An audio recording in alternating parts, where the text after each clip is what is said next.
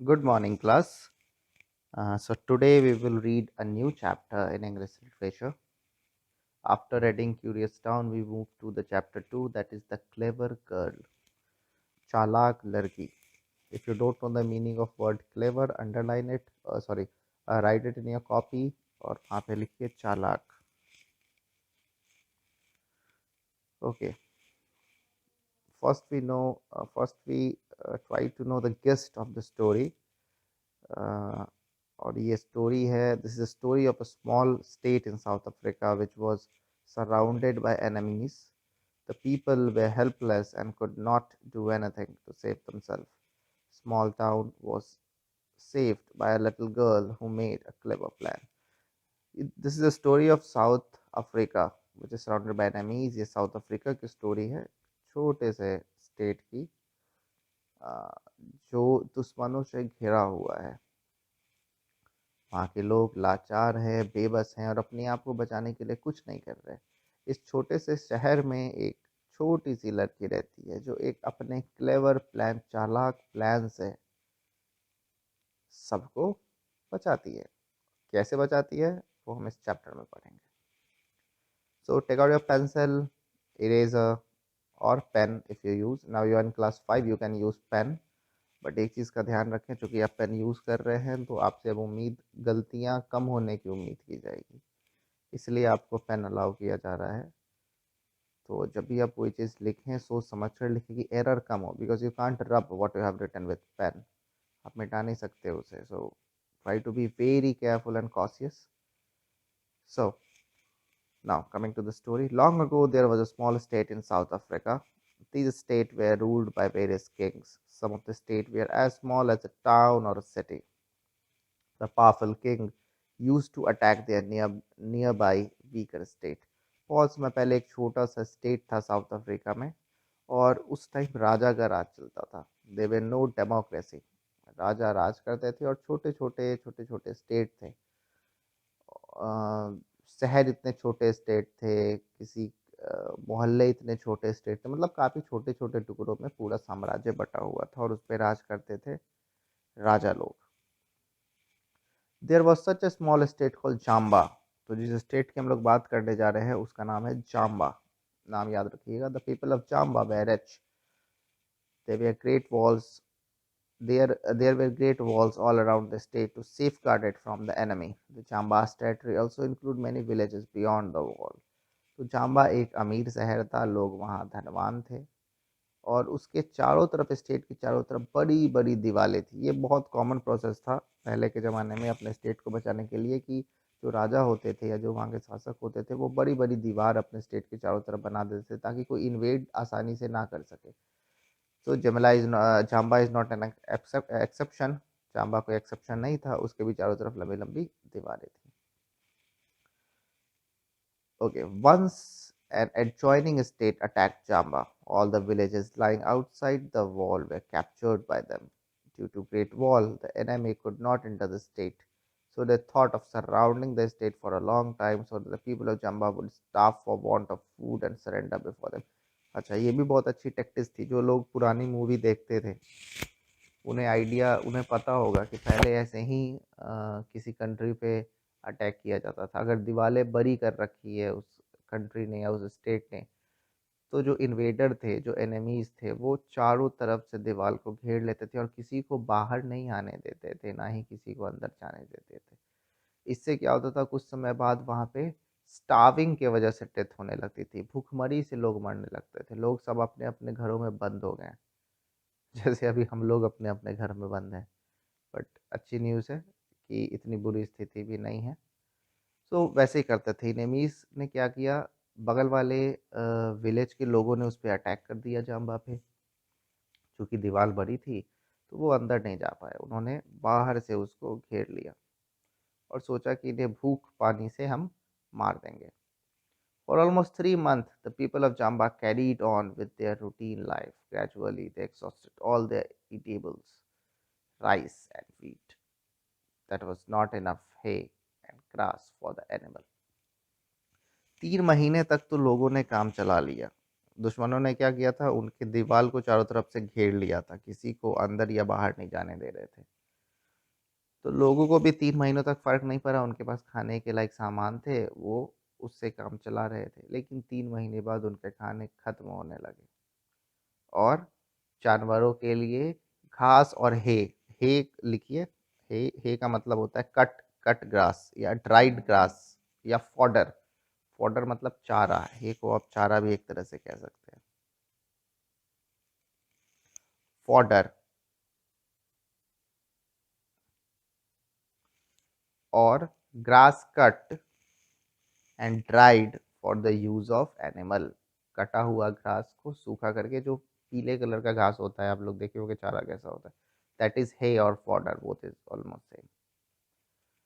Okay, now, seeing the alarming condition, the king ordered all the animal to the slaughtered. A few days more passed. Now hardly a thing was left with the people. अब ये alarming condition को देख के, इस चेतावनी को देख के, किंग ने क्या ऑर्डर किया? The king ordered all the animal to be slaughtered. King ने सभी जानवरों को स्लॉटर हाउस भिजवा दिया, मतलब मरवा दिया।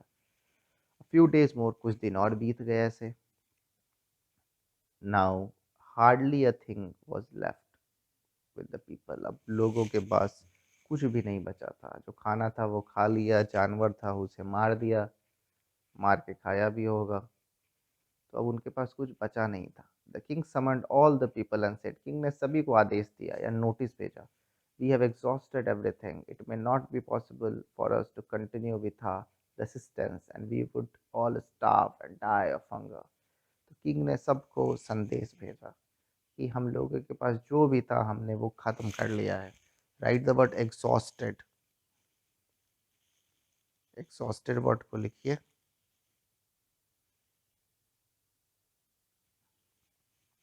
सॉरी, एग्जॉस्टेड मतलब कोई चीज जब खत्म हो जाती है, that is called exhausted. Means drain of completely, DRAIN, drain, OFF, of completely, पूरी तरह से खत्म हो जाना। राइट, तो बोला कि हमारे खाना पूरी तरह से खत्म हो गया, हमारे पास जो भी था, अब हम रुक के बहुत देर तक सामना नहीं कर सकते, इंतज़ार करके बहुत देर तक सामना नहीं कर सकते। अगर हम ऐसा करेंगे तो हम भूख से मारे जाएंगे।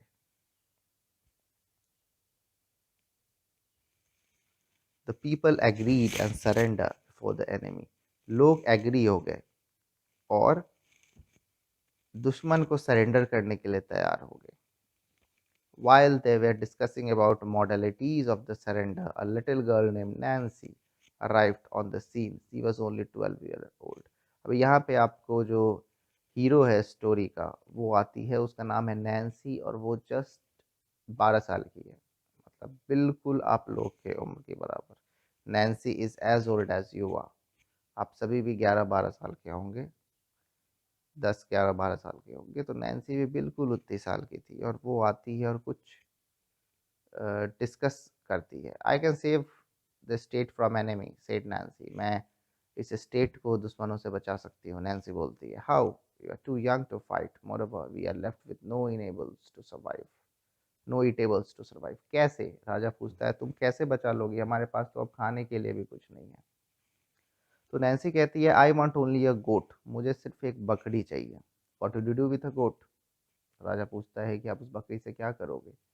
You would see the enemy going away tomorrow morning, replied the girl. Oh, the girl is in confidence. वो बहुत कॉन्फिडेंस में रहती है और कहती है कि आप देखेंगे कल सुबह दुश्मन जा रहे हैं। The king ordered a search for a goat. अब चूंकि राजा ने तो सभी जानवरों को मरवा दिया था, तो एक बकरी भी मिलना मुश्किल था। तो किंग ने ऑर्डर दिया कि भाई एक बकरी ढूंढो।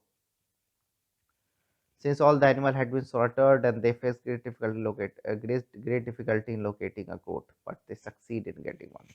चूंकि राजा ने सभी जानवर को मरवा दिया था, तो बहुत मुश्किल से उन्हें एक बकरी मिली। किसी ने छुपा कर रखी होगी या वो अपने किस्मत से बच गई होगी।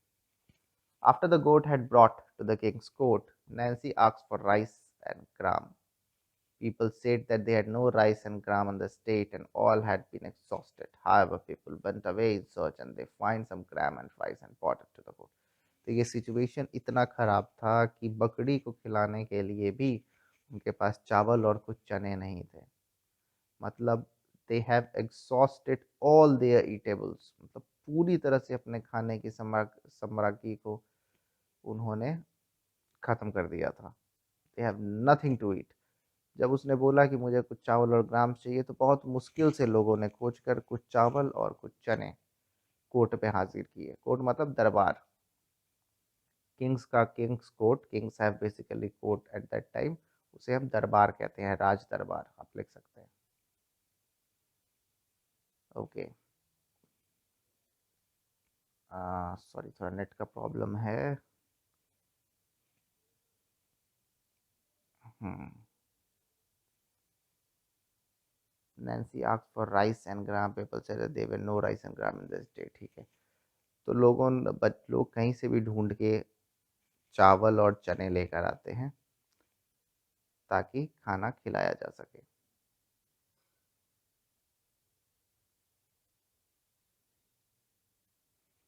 Okay, give this rice and gram to the goat. Nancy ने बोला अब इस चावल और चने को बकरी को दे दीजिए। एवरीबॉडी वाज स्टन्ड, हर कोई अचंभित था, surprised, shocked.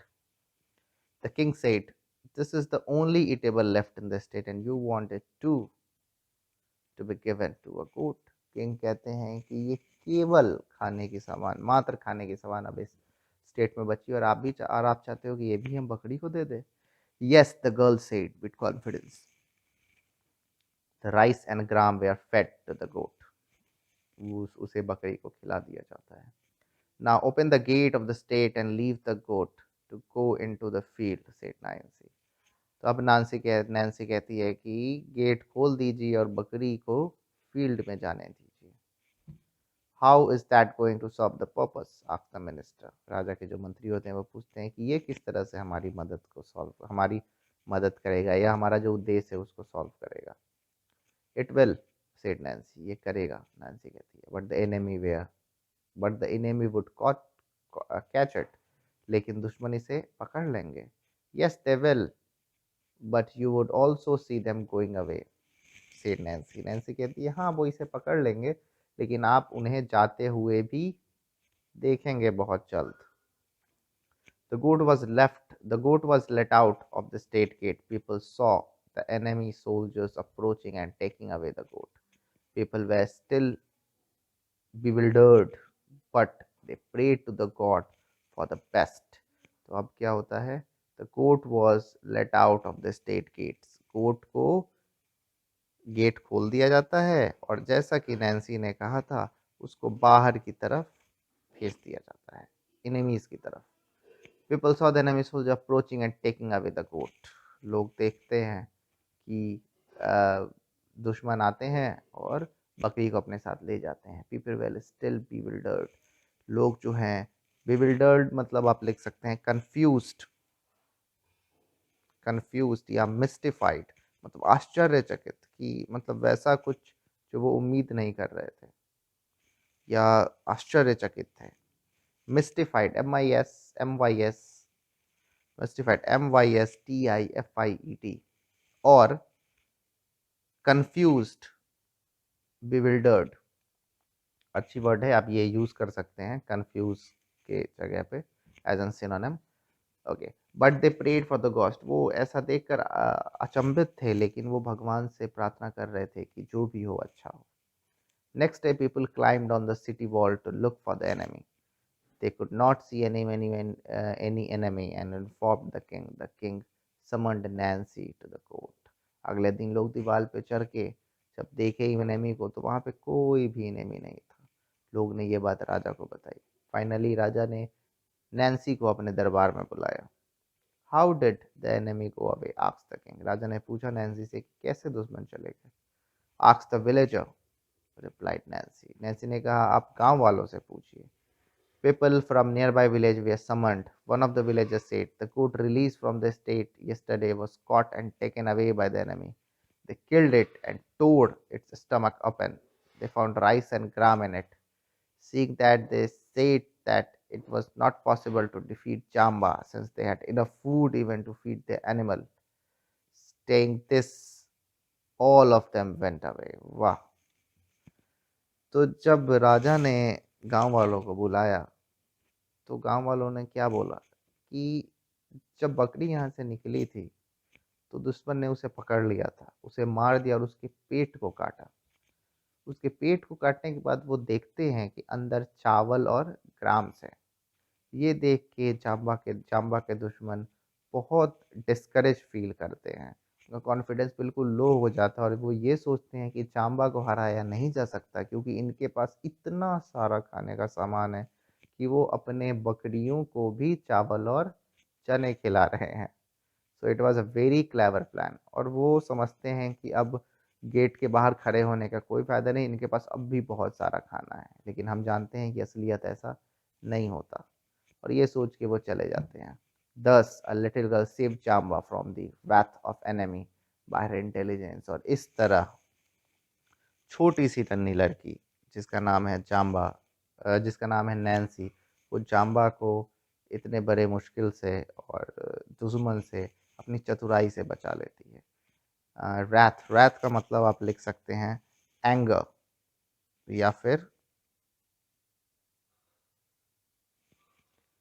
wrath of enemy, anger, great anger.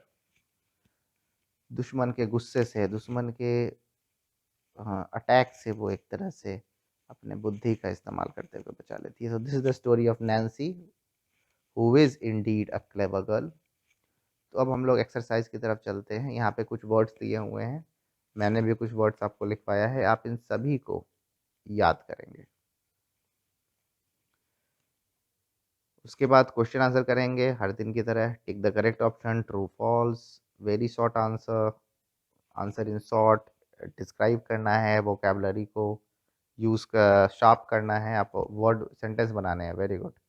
और ग्रामर स्किल में अगर आपको प्रॉब्लम हो रहा है तो आप फिलहाल, हालांकि सब्जेक्ट प्रेडिकेट आप पढ़ चुके हैं, तो you have to do grammar skill.